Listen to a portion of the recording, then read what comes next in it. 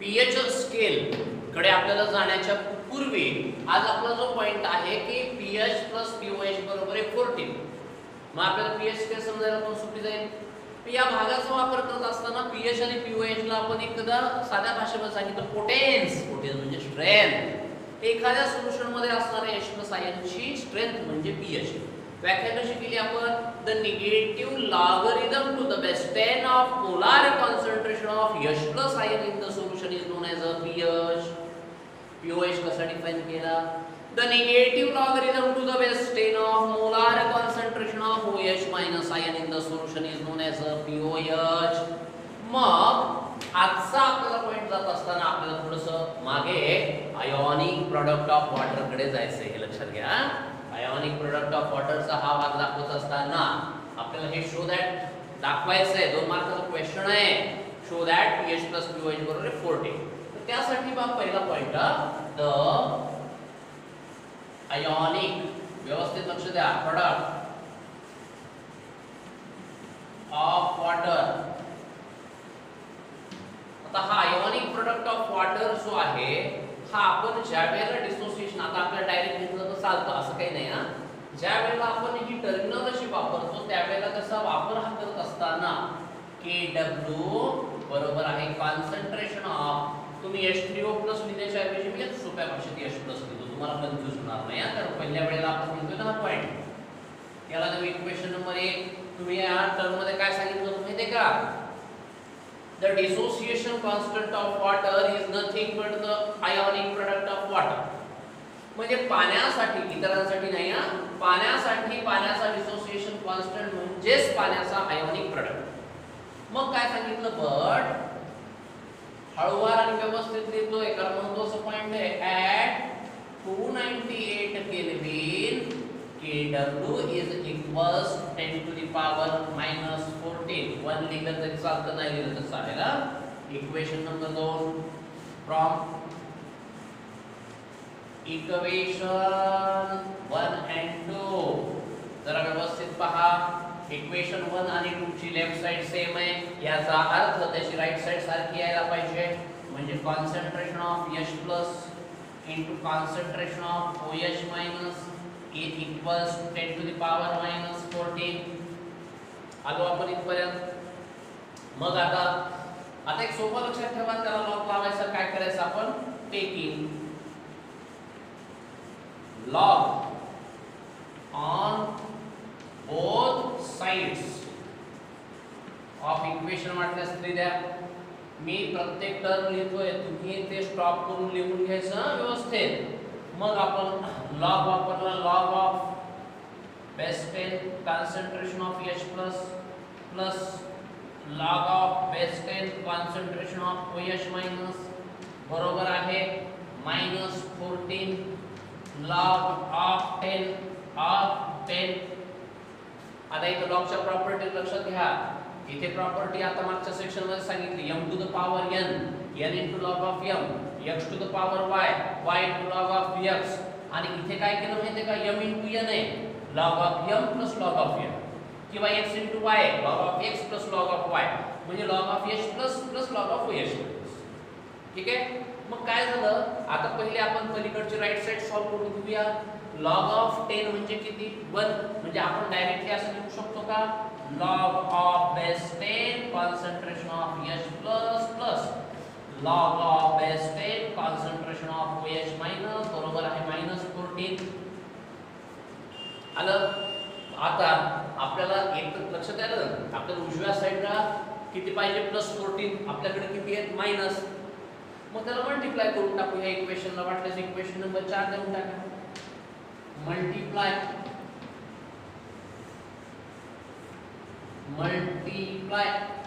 Bye negative minus. पहा मग याला मल्टिप्लाय केले. लक्ष द्या. लॉग ऑफ बेस 10 ला मल्टिप्लाय केलंय तिथे लिहितोय पुढं ब्रॅकेट टाकली मी. तर log of base 10 concentration of H plus plus जशात तसं ठेवतो. हे मायनस ने याला मल्टिप्लाय केलं. Log of base 10 OH minus बरोबर आहे प्लस 14. आपला उद्देश साध्य झाला. -14 ला कन्वर्ट केला आपण +14 मध्ये. पण आता जे आपल्या डोळ्यासमोरचे दिसतं ते काही वेळापूर्वी तुम्हाला आठवत असेल तर आपण व्याख्या केली होती बट पीएच बरोबर आहे, आठवते का? आणि पीओएच बरोबर आहे. तुमच्या ज्या दोन ब्रॅकेट दिसत आहेत त्या दुसऱ्या तिसऱ्या काही नसून पीएच आणि पीओएच आहेत. म्हणजे पहिल्या ब्रॅकेटची व्हॅल्यू आली पीएच प्लस दुसऱ्या ब्रॅकेटची व्हॅल्यू आली पीओएच बरोबर आहे 14. कुठून आलं? By definition. संपला पॉइंट. Show that. आता मी इथं असं 1 सेकंदासाठी थांबतो, तुम्ही स्टॉप करायचं आणि हा भाग पूर्ण वहीवर लिहून काढायचा. आपला क्वेश्चन काय आहे? Show that pH plus pOH बरोबर आहे 14. कसं घ्यायचं लक्षात ठेवा. The ionic product of water हा आपण सांगितलेला आहे KW बरोबर आहे concentration of H plus into concentration of OH minus equation number 1. पण 298 केल्विनला त्याची व्हॅल्यू असते 10 to the power minus 14 equation number 2. Equation आणि 1 आणि 2 ची लेफ्ट साइड सारखी असल्यामुळे त्याची राइट साइड आणि H plus into OH minus बरोबर आहे 10 टू द पॉवर मायनस 14. या इक्वेशन नंबर 3 ला आपण लॉग अप्लाय केला दोन्ही बाजूला. तर इथं m into n प्रॉपर्टी वापरली, इथे m to the power n property वापरली. मग हा आपण लॉग वापरल्याच्या नंतरची ही स्टेप आली. लॉग ऑफ 10 म्हणजे 1 म्हणून मायनस 14 आले. आपल्याला राइट साइडला प्लस 14 पाहिजे. मग आपण ह्या इक्वेशनला इक्वेशन नंबर 4 ला मायनसनी मल्टिप्लाय केलं असता आपल्याला हे इक्वेशन मिळालं. पण व्याख्येनुसार ही ब्रॅकेट म्हणजे पीएच आणि ही ब्रॅकेट म्हणजे पीओएच आणि केवळ व्हॅल्यू सबस्टिट्यूट केल्या असता आपल्याला इक्वेशन मिळालं पीएच प्लस पीओएच बरोबर 14. हा सिम्प्लिफाइड पार्ट हा घ्यायचा. आता आपल्याला पुढच्या इक्वेशनला जात असताना स्टॉप करून हे मात्र लिहून घ्यायचं. आता आपला पीएच मधला एक अतिशय महत्त्वाचा भाग आता आपल्याला बघायचा आहे. आता तुम्ही तर सांगितलंच आहे कुठल्याही सोल्युशन मध्ये पीएच आणि पीओएच याची बेरीज किती यायला पाहिजे? येत असते 14. आणि आता एक महत्त्वाचा पार्ट आपण जाणार 2 मार्कासाठीचा हा भाग असतो. त्याचं नाव आहे पीएच स्केल. आपण सर्व याच्यामध्ये तर खूप महत्त्वाचा पीएच आपल्यासाठी असतो. आपल्या रक्ताचा पीएच देखील असतो, त्वचेचा पीएच असतो. त्या पद्धतीनं आज आपल्याला जो पॉइंट पाहावयाचा आहे तो आहे पीएच स्केल. सर्वात सोपा माझ्या माहितीनुसार 2 मार्काचा सर्वात सोपा फिजिकल केमिस्ट्रीचा पॉइंट आहे. सोरेन्सनने 1909 मध्ये ही स्केल डेव्हलप करत असताना बस अशी 3 पॉइंट दिल्या 0, 14 आणि 7. आधी मी दाखवतो आणि मग आपण एक्सप्लेन करू. 7 पीएच असणारे सोल्युशन जे असतात हे न्यूट्रल असतात. ज्यांचा पीएच हा 7 पेक्षा कमी होतो ते सोल्युशन ऍसिड किंवा ऍसिडिक असतात.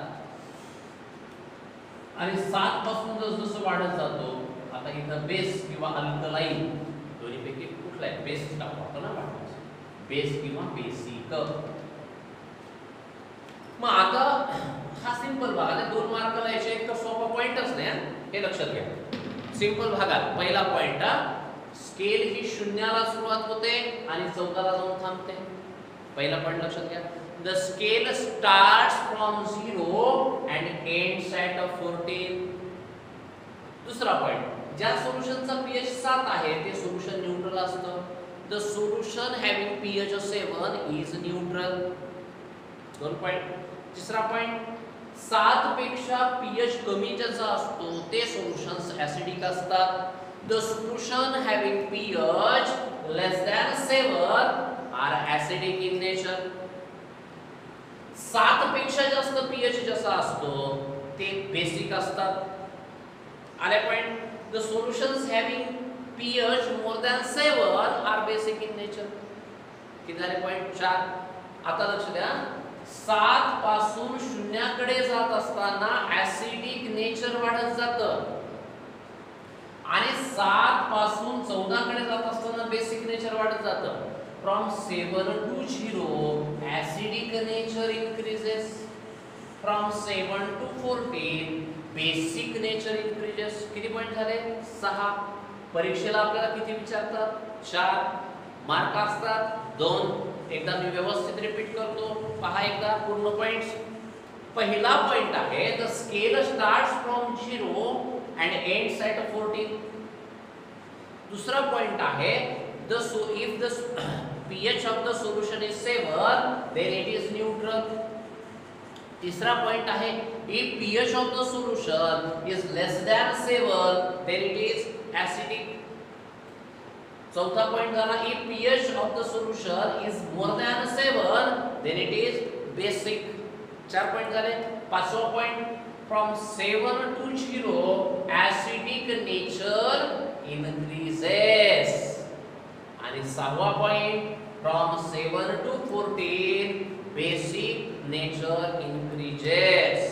आणि अशा पद्धतीनं pH स्केल आपल्याला pH वरून सोल्युशन कसं असतं हे सांगतं. स्लाइटली अल्कलाइन 7.46 आपल्या रक्ताचा pH असतो आणि हा pH बदलला ना तर आपल्या प्रॉपर्टीज बदलतात बरं. म्हणून आपला जो भाग असतो आपल्या या टॉपिक मध्ये आपल्याला तसा अभ्यास करायचा आहे पण एक स्लाइटली अल्कलाइन आहे हे लक्षात घ्या. मग आपण ऍसिडिटी हा जो प्रकार म्हणतो आपण नेचर ऍसिडिक म्हणजे 7 पेक्षा 6 चा ऍसिडिक नेचर जास्त आहे. जसं 2 pH आहे त्याचं नेचर आणखी जास्त आहे. जसं 0 ते सर्वात जास्त आहे. म्हणजे म्हणून 7 पासून ऍसिडिक नेचर ऍसिडिटी जी आहे याच्यावरती आपल्याला प्रॉपर्टीज अवलंबून असतात आणि मग pH बदलला तर प्रॉपर्टीज बदलत असतात. हे लक्षात घ्या.